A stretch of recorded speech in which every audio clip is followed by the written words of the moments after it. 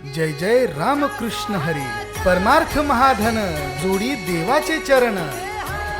नवनवीन दर्जेदार व्हिडिओ पाहण्यासाठी आपल्या आवडत्या परमार्थ प्रेमी या यूट्यूब चॅनलला सबस्क्राईब करा आणि बेल आयकॉन नक्की हिट करा. धन्यवाद. माणसाचा मृत्यू झाल्यानंतर माणूस जातो कुठं नेमका, त्याचं पुढं होतं काय? सगळ्या परिवाराला, नातेवाईकांना, आपतेष्टांना, घरदार, जसं संतांनी सांगितलं की या जगात आपलं काहीच नाही, हे सगळं इथं सोडून जावं लागतंय. मग ते सगळं सोडून जाणारा तो व्यक्ती नेमकं जातो कुठं? ज्या शरीराला आपण आपलंसं म्हणतो ते शरीराला बी तो सोडून जातो. म्हणजे त्या जीवात्म्याचं नेमकं होतं काय? भगवान परमात्मा सांगतात की हे गरुडा, माणसाचा मृत्यू झाल्यानंतर तो जीवात्मा 24 घंटे यमाच्या दूताच्या ताब्यात असतो आणि 24 तासानंतर ते यमाचे दूत त्या जीवात्म्याला त्या परिवारामध्ये आणून सोडतात. 24 घंट्यानंतर तो जीवात्मा आपल्या त्याच परिवारामध्ये येत असतो आणि त्या परिवारामध्ये आल्यानंतर तो त्याच्या मृत्यूच्या साठी ज्यांना ज्यांना दुःख झालेलं असतं त्या सगळ्या लोकांना बोलण्याचा प्रयत्न करतो. माणूस जरी या जगाचा निरोप घेऊन निघून जात असला ना सज्जन हो, परंतु उभं आयुष्य ज्या परिवारासोबत काढलेले ना, त्या परिवाराला जसं त्या व्यक्तीविषयी, गेलेल्या व्यक्तीविषयी खेद असतो, अंतःकरणामध्ये दुःख असतं, वेदना असतात, यातना असतात, तशाच वेदना, तशाच यातना, तसाच खेद आणि तसंच दुःख त्या गेलेल्या विभूतीच्या अंतःकरणात सुद्धा असतच. एक जन्माचा नाही, हा अनंत जन्माचा संयोग आहे सज्जन हो. कोण कोणाच्या परिवारामध्ये जन्माला यायचं हे तुमच्या आमच्या हातात नाही आणि किती दिवस कुणी राहायचं हे बी आपल्या हातात नाही. भगवान परमात्म्याने ही सगळी व्यवस्था आणि हे सगळं नियोजन कर्म धर्मानुसार परफेक्ट ज्या त्या परिवाराशी जोडून ठेवलेला आहे. माणसाचा जन्म होतानाच भगवद्गीतेमध्ये भगवान परमात्मा सांगतात माणसाचा जन्म कसा होतो, जन्म कसा होतो, कुठं होतो, कोणाच्या घरी जन्माला यायचं, वैष्णवाच्या घरी जन्माला यायचं का नास्तिकाच्या घरी जन्माला यायचं, हे काहीच आपल्या हातात नाही. हे सर्व सज्जन हो त्या परमेश्वराच्या हातात आहे.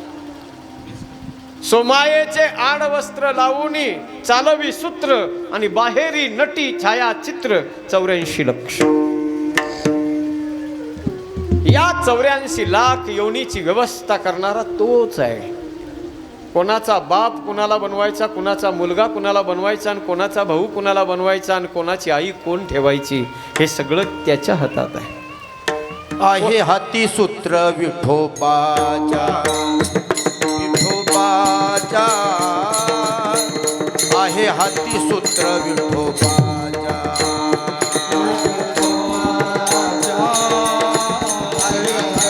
हरी बोल.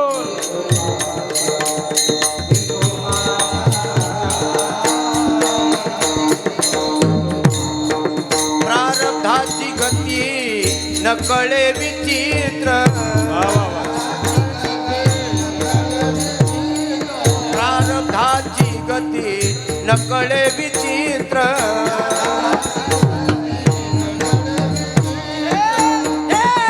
आहे हाती सूत्र विठोबाच्या, विठोबाच्या आहे हाती सूत्र विठोबाच्या.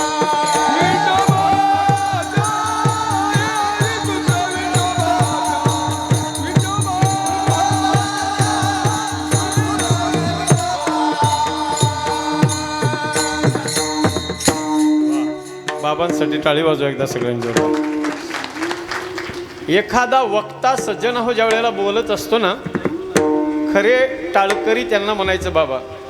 त्यांचं त्यांच्या बोलण्यावर लक्ष नसतं, त्यांचं आतमध्ये आत्मपरीक्षण चालू असतं की हे जे वक्तव्य चालू आहे याला सटीक आणि अगदी परफेक्ट प्रमाण कोणतं बसतंय. हा जो विषय चालू होता की हे सर्व त्याच्या हातात आहे, ही सगळी यंत्रणा चालवणारा तू आहे. परफेक्ट आदरणीय बाबांनी प्रमाण दिलं आहे हाती सूत्र विठोबाच्या. त्याची गती विचित्र आहे, गहना कर्मणो गती ही अति विचित्र भगवंत गती. चांगल्या चांगल्याला त्याची गती कळत नाही सज्जन हो, आणि त्याच्या गतीतूनच आपल्याला सुद्धा गती मिळते. गती मिळाल्यानंतर प्रगती करायची का नाही हे आपल्या हातात आहे. पण त्याची जी गती आहे त्याच्या गतीतून आपल्याला गती प्राप्त होते. म्हणजे आपण कुठे जन्म घ्यायचा, कोणाच्या घरी घ्यायचा हे आपल्या हातात नाही. जन्म आपल्याला, जन्माचा प्रवास आपल्या जीवनातला नंतर सुरू होतो सज्जन हो. पहिला मृत्यूचा प्रवास आहे. माणसं बऱ्याचदा मृत्यू म्हटलं की माणसं घाबरत असतात. मृत्यू म्हणजे माणसाला असं वाटतं की आता इथं सगळं संपलंय. नाही, मृत्यू माणसाचा होणं म्हणजे सगळं संपणं नाही. भगवान कृष्ण परमात्मा सांगतात की मृत्यू होणं म्हणजे माणसाच्या पुनर्जन्माची, नवीन जन्माची सुरुवात आहे. मृत्यू म्हणजे माणसाच्या नव्या जन्माची सुरुवात आहे सज्जन हो. ज्या वेळेला माणसाचा मृत्यू होतो ना, मृत्यू झाल्यानंतर आपला जवळचा, आपल्या परिवारातला, आपल्या ज्याच्याशिवाय आपण अन्नाचा घास खाऊ शकत नाही, इतकं ज्याच्यावर आपण प्रेम करतो, इतका जवळचा व्यक्ती ज्या वेळेला आपल्याला सोडून जातो ना, त्यावेळेला जेवढं जास्त प्रेम आपलं असतं ना त्या व्यक्तीवर, त्या व्यक्तींना, त्या माणसांना तितक्या जास्त वेदना होतात. माणसाचा मृत्यू झाल्याबरोबर सज्जन हो एक गोड संवाद आहे बघा. तुम्हाला सांगतो, भगवान कृष्ण परमात्म्याने गरुडाला सांगितलेला संवाद आहे. गरुडानं विचारलं, देवा माणसाचा मृत्यू झाल्यानंतर माणूस जातो कुठं नेमका, त्याचं पुढं होतं काय? सगळ्या परिवाराला, नातेवाईकांना, आप्तेष्टांना, घरदार, जसं संतांनी सांगितलं की या जगात आपलं काहीच नाही, हे सगळं इथं सोडून जावं लागतंय. मग ते सगळं सोडून जाणारा तो व्यक्ती नेमकं जातो कुठं? ज्या शरीराला आपण आपलंसं म्हणतो ते शरीराला बी तो सोडून जातो. म्हणजे त्या जीवात्म्याचं नेमकं होतं काय? भगवान परमात्मा सांगतात की हे गरुडा, माणसाचा मृत्यू झाल्यानंतर तो जीवात्मा 24 घंटे यमाच्या दूताच्या ताब्यात असतो. आणि 24 तासानंतर ते यमाचे दूत त्या जीवात्म्याला त्या परिवारामध्ये आणून सोडतात. 24 घंट्यानंतर तो जीवात्मा आपल्या त्याच परिवारामध्ये येत असतो आणि त्या परिवारामध्ये आल्यानंतर तो त्याच्या मृत्यूच्या साठी ज्यांना ज्यांना दुःख झालेलं असतं त्या सगळ्या लोकांना बोलण्याचा प्रयत्न करतो.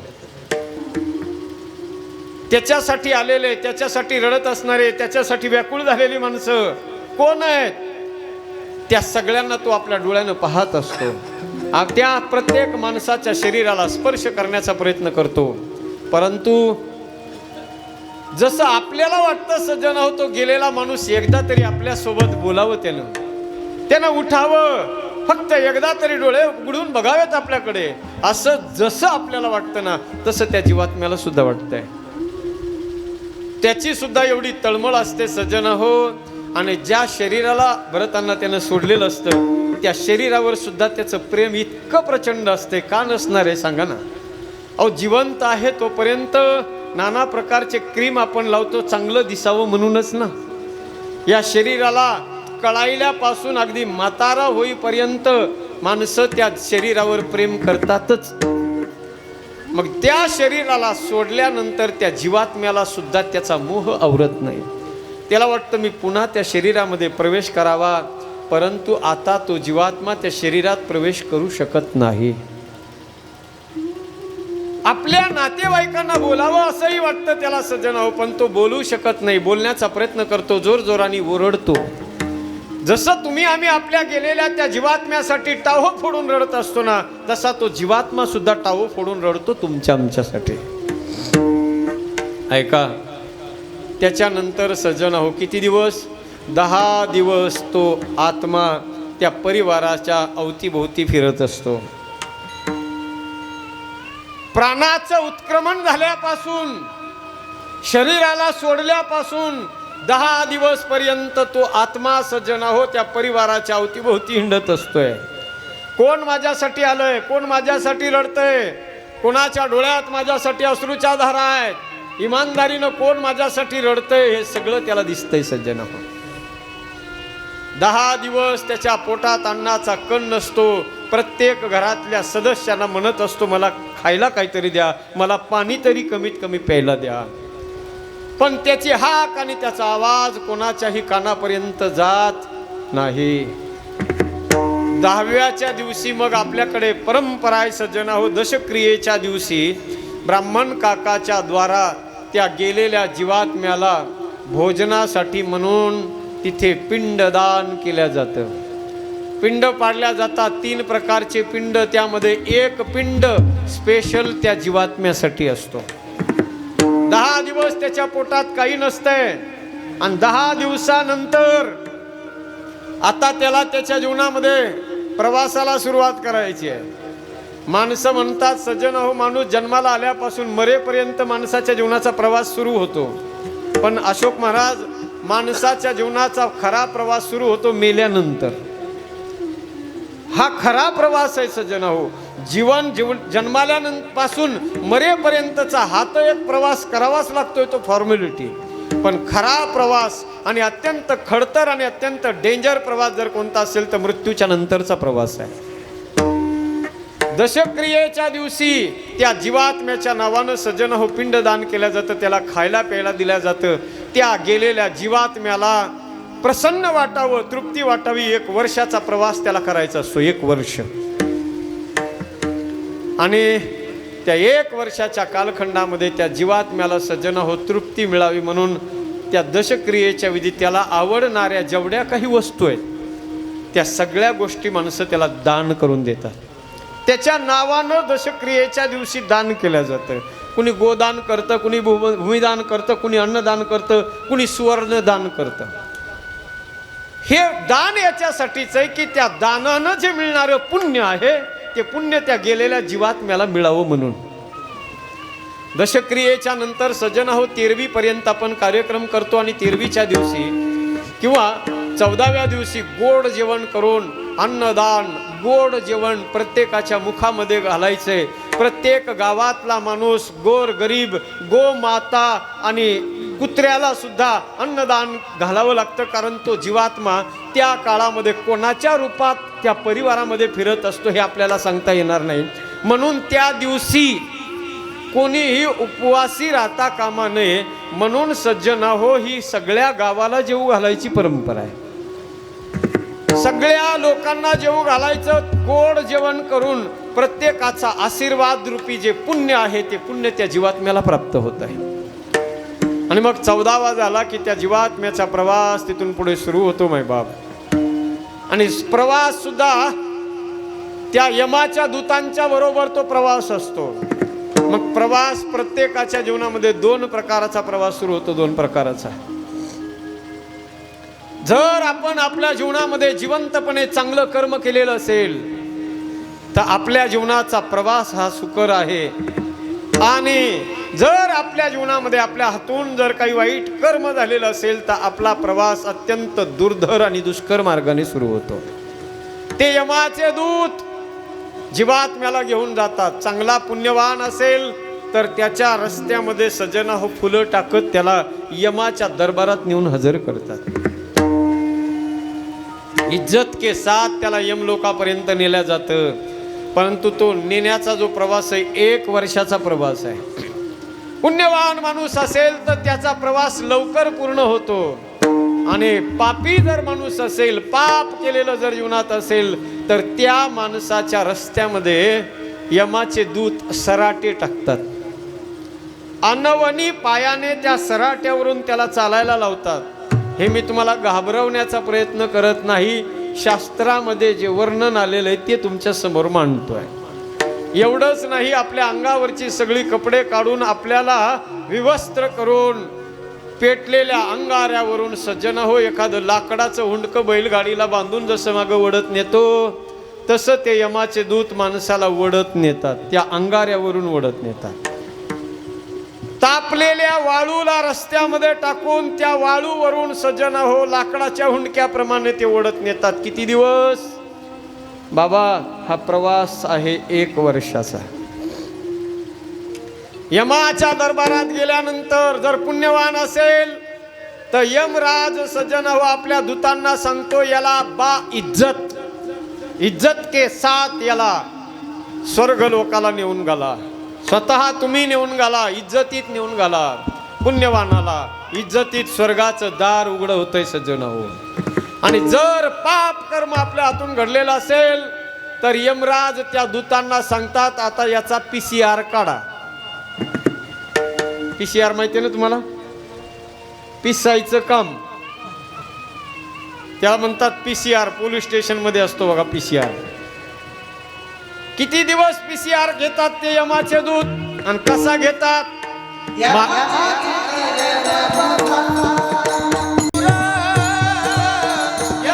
किंकर बहुसार, यमाचे किंकर बहुसार.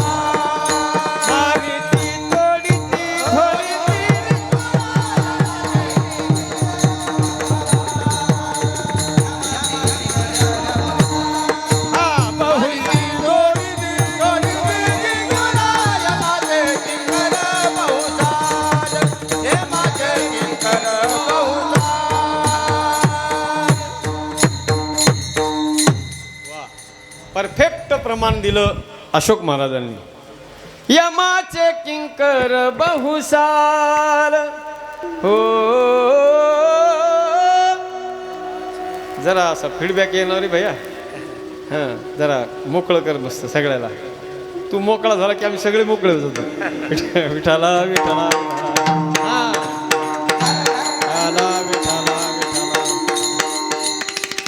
मारिती तोडीती झोडीती निष्ठूर यमाचे किंकर बहुसाल. कसं मारतात सांगू? PCR कसं घेतात यमाचे दूत? गर्दे गुरुजी, तुम्ही हुरडा खाल्ला का? हुरडा, ज्वारीचा हुरडा आलाय ना आता, आहे का नाही? सीझन चालू आहे सध्या. हुरड्याचा जो काळ असतो सज्जन हो, आता शक्यतो राहिला नाही तसा हुरडा भरताना. हुरड्याच्या पार्ट्या झाल्यामुळं आता शेतातल्या हुरड्याच्या पार्ट्या बाबा बंद झाल्या.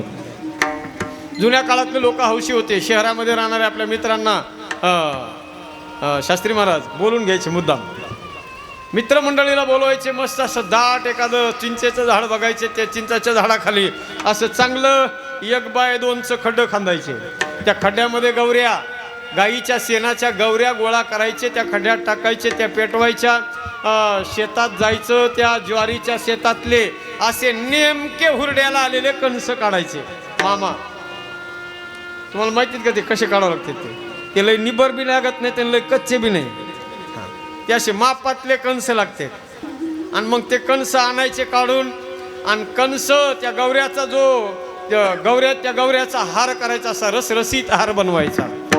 आणि ते माणसं मग काय करतात? ते हुरडा बनवणारे चॅम्पियन माणसं असतात. गावागावामध्ये 4-2च माणसं असतात, पण ते परफेक्ट त्यांना जमतंय ते काम. कुणाला बी जमत नाही ते हुरडा बनवणं. काय महाराज, बरोबर आहे की नाही? गिरी महाराज असे नेमके त्यांना माहिती आहे. चुगरे महाराज, हां, एकदा आम्हाला स्पेशल आमच्या गिरी महाराजांनी इथं गोविंदपूरमध्ये हुरडा खायला बोलवलं होतं. चांगलं आठवण येतं. त्याच्यानंतर बोलवलंच नाही त्यांनी. त्यांना माहिती लय बाळात पण करावं लागतं त्या हुरड्याचं.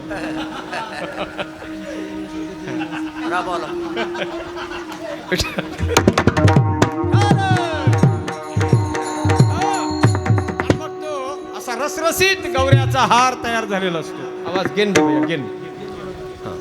आणि मग ते हार तयार झाल्यानंतर ते जे कणस आहेत धनु महाराज, त्या कणसाला ते काय करतात? हुरडा बनवणारी माणसं ते कणस, त्या कणसाला त्या आकटी म्हणतात त्याला, बरोबर ना?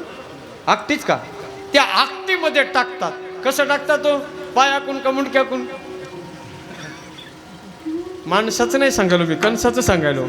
हां, तुम्ही माणसाकडे जाऊ नका, कणस सांगतो मी. कणस ते मुंडक्याकडून असं त्या कणसाला टाकतात आणि चांगले भाजेपर्यंत खालीवर करून त्याच्यावर सगळा रसरसीत आहार टाकतात. कणीस भाजलं की ते पोताड्यावर घेतात आणि असं चोळतात भरताना त्याला, आणि मग चोळलं की सगळा हुरडा गुरुजी ते खाली पडत नाही. अर्धा हुरडा पडतो ना अर्धवट तसाच त्याला चिटकून राहतो. पण ते हुशार असतात माणसं, कोण हुरडा बनवणारे लय हुशार असतात. ते कणसाला बिलकुलच हुरडा राहू देत नाहीत ते. हां, पिसच काढतात ते. कसं काढतात ऐका.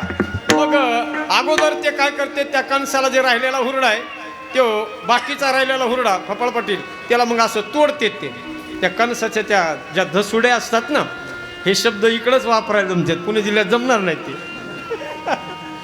धसुडी आहे का नाही? हां, काय म्हणतात ते, का दुसरा शब्द आहे काही, आता मी बी विसरलो जरा तिकडे असल्यामुळं पश्चिम महाराष्ट्रात, पण अजून आठवते आणखी. मग ते असं सगळं कणीस सोलून घेतात. अगोदर ते तोडतात आणि तोडले की मग पुन्हा ते जे पोत्यात अगोदर चोळून घेत होते त्या पोत्याला असं मोकळं करतात आणि तोडलेले ते कणसाच्या दसुड्या त्या पोत्यात टाकतात. दोघं जण दोन्हीकडून ते असं पोतं धरतात भरताना डाव्या हातानं, आणि असे मापातले टिपर त्यांच्या हातात असते. तुम्हाला तर सगळं आठवायला असेल ते. असे बरोबर मापातले असे निबर जरा जाड टिपर लांबीला कमी पण असे ठोकर असलेले चांगले मार बसला पाहिजे असा जोरदार. मग असे मापातले टिपर हातात घेणार, दोघं दोन्हीकडून पोत्याला धरतात डाव्या हातानं, आणि त्याच्यात मध्ये जे टाकलेल्या त्या धसुड्या तोडलेल्या अगोदर तोडी ती आणि मग पुन्हा झोडी ती. आणि झोडताना मग ते दया करीत नाहीत.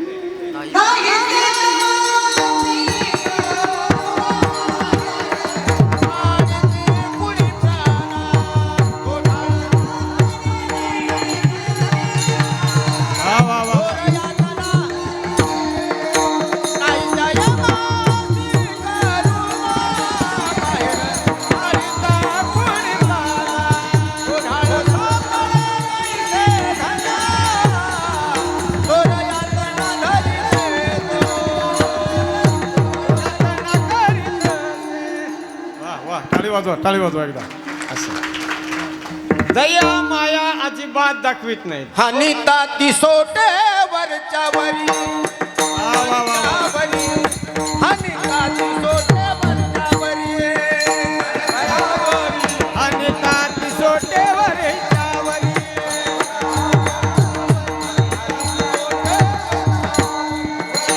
गळा बांधोनिया उरफाटे टांगीती, गळा बांधोनिया उरफाटे टांगीती, हानिता ती सोटे वरच्या वरी, वरच्या वरी, हानिता ती सोटे वरच्या वरी.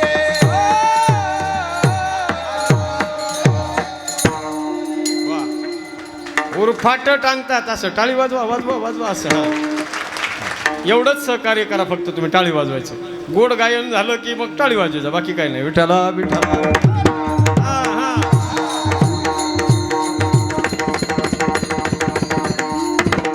गळा बांधून या उरफाट टांगीती आणि हानिता ती सोटे वरच्या वरी, वरच्या वर असं मारतात. ते जेवढं काही हुरडा शिल्लक राहिलेला असतो, हुरड्यात सांगायला मी, ध्यानात राहू द्या, वरचा जेवढा हुरडा राहिलेला असतो ते सगळा मारून मारून त्याचं पिस काढतात आणि एक एक हुरडा बाजूला काढतात. पण त्याच्यात बी काही काही जे ते काढलेल्या त्या धसुड्या असतात ना, धसुड्या, त्या धसुड्या मारणाराचा जो हात असतो ना, ते पोतं धरलेलं, त्या हाणणाराच्या त्या पोत्याच्या बाजूला जातात. मग पोत्याच्या असं जवळ गेलं की मार बसत नाही ना, पण ते हाणणारे लय हुशार असते.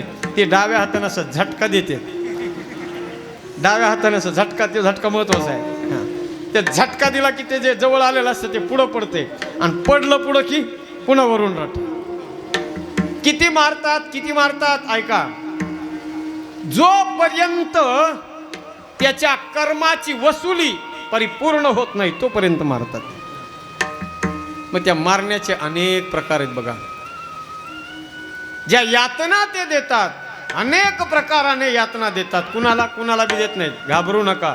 कीर्तनात बसलेल्याला इतक्या यातना द्यायला त्याच्या बापाला 2दा जन्म घ्यावा लागेल.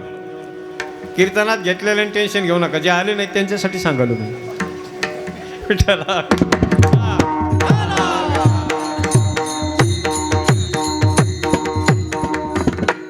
कर्म यमाची वसुली पूर्ण झाल्यानंतर पुन्हा यमाच्या दरबारात भरतांना ते नेऊन सोडतात त्या जीवात्म्याला. आणि मग तिथून पुढे यमराजाने त्याचं सगळं दप्तर चेक केल्यानंतर आता त्याला कुठं जन्माला घालायचं आणि कोणाच्या जन्माला घालायचं, कोणाच्या घरी आणि कोणाच्या परिवारात, हे तो यमराज ठरवतो. मग तो जीवात्मा अंश रूपाने महद आकाशामध्ये स्थित होतो. ऐका, त्या महद आकाशामध्ये तो भ्रमंती करत असतो. ढगामध्ये तो जातो. ढगात अगोदर तो जीवात्मा ढगामध्ये राहतो. ढगातून परत तो पावसाळ्याच्या दिवसात ढगामध्ये तो थांबलेला जीवात्मा पावसाच्या सरी बरोबर जमिनीत पडतो. बघा बरं का, जमिनीवर पडतो तो. आणि जमिनीत पडला की मग शेतकरी मंडळी पावसाळ्याच्या दिवसामध्ये पेरणी करतात. त्या अन्नाच्या, त्या दाण्याची पेरणी करतात. त्या दाण्याच्या रूपानं त्या दाण्यामध्ये जो अंकुर फुटतो सज्जना हो, तो त्या अंकुरात तो जीवात्मा असतो. त्या अंकुरातून नंतर त्या अंकुराचं मोठं एखाद्या झाडामध्ये रूपांतर होतं. त्याला कणीस लागतं, त्याला दाणे मिळतात. आणि मग तो जीवात्मा त्या पाण्याच्या माध्यमातून अन्नामध्ये प्रवेश करतो. अन्नाद भवंती भूतानी पर्जन्यात अन्न संभव. अन्नापासून ही भूत तयार होतात. जन्म जीवाचा अन्नापासून आहे. म्हणून ऐका सज्जन हो, तो जीवात्मा मग ते अन्न जे कोणी खाईल, ते अन्न ज्यानं खाल्लं, ऐका लक्ष देऊन, किती बारीक सूक्ष्म आहे बघा हे सगळं जीवन. ते अन्न ज्या माणसानं खाल्लं, त्या अन्नापासून त्याच्या शरीरात रक्त बनतं. रक्तापासून मांस बनतं. मांसापासून हड्डी बनते. हड्डीपासून वीर्य बनतं. आणि त्या वीर्य, त्या शुक्राणूपासून त्या जीवात्म्याचा जन्म होतो. सज्जन, या जगामध्ये तुमचा आमचा जन्म, कोणाच्या घरी कोणतं अन्न कुणी खायचं हे आपल्या हातात नाही. ते म्हणून तर आपण सहज व्यवहारामध्ये म्हणत असतो, दाने दाने पे लिखा आहे, म्हणतो का नाही आपण? त्याच्या आधीचं माहिती आहे तुम्हाला काय ते? रोटी तेरी ढूंढता है मन में रख और राम, दाने दाने पे लिखा है खाने वाले का नाम. कळालं ना तुम्हाला आता? हे आपण जेवणामध्ये आपण म्हणत असतो, दाने दाने पे लिखा है खाने वाले का नाम. ह्याच्यासाठी नाही म्हणलेलं ते. रोटी तेरी ढूंढता है मन में रख और राम.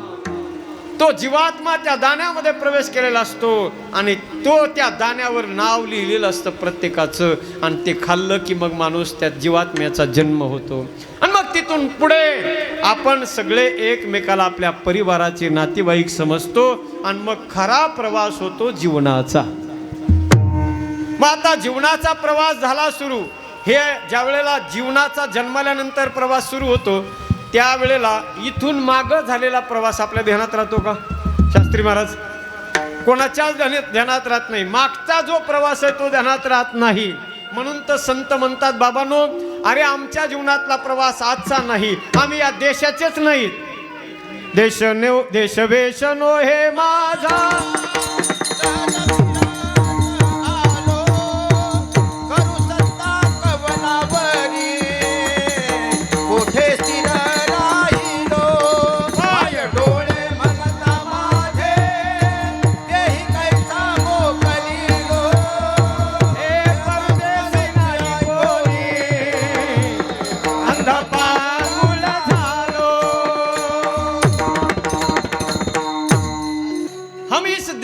निवासी नहीं, हम इस देश के प्रवासी है.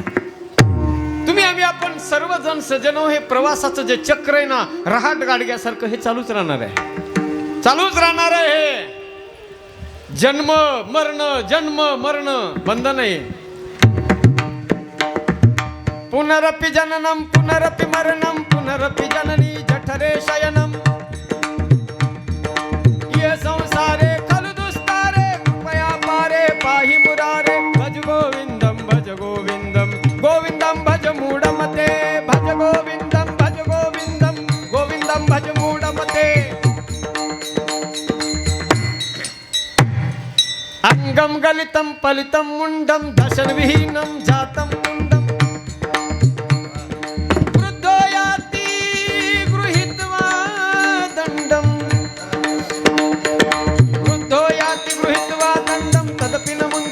पिंडम भज गोविंदम भज गोविंदम गोविंदम भज मूढमते.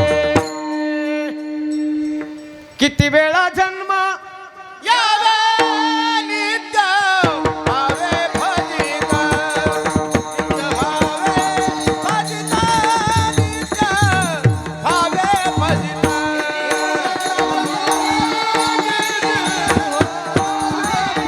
हरी बोल.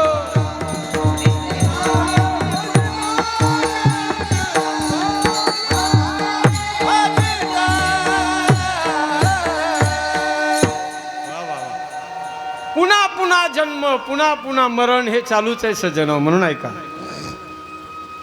हा जन्म आणि मृत्यूचा प्रवास आणि जन्म आणि मृत्यू या दोन्हीच्या मधला एक प्रवास आहे. हा प्रवास जीवनाचा पूर्ण करत असताना सज्जन प्रवास तर करावाच लागणार आहे. तुम्ही मांडी घालून एका जागेवर जरी बसलात तरी तुमचा प्रवास चालू आहे, हे बंद नाही. मीटर बंद पडत नाही. तुम्ही लाईट वापरा नाही तर नका वापरू, तुम्हाला युनिट पडत राहणार आहे. प्रवास जीवनाचा बंद नाही सज्जना हो.